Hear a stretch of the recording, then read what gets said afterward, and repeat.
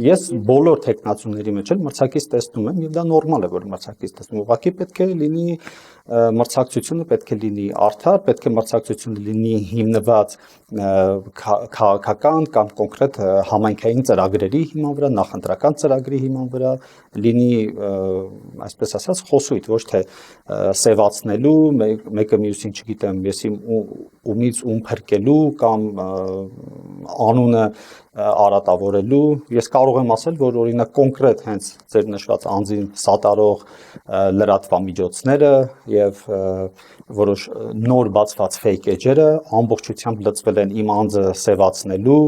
գործին արհեստական բանականությամբ ինչ որ վիդեոներ են սարքում տեղադրում համացանցում իրենք իրենցով հավաքվում նստում հրճվում ուրախանում են դրանից այսինքն որևէ խոսույթ չկա որևէ ոչ քաղաքական խոսույթ կա ոչ առավել եւս ծրագրային խոսույթ կա ընդամենը անձին սևացնելու process է գնում կարծում եմ նոյեմբերի 16-ի ուշ երեկոյան արդեն ամեն ինչ կընկնի իր տեղը ընտրությունների արդյունքով պայմանավորված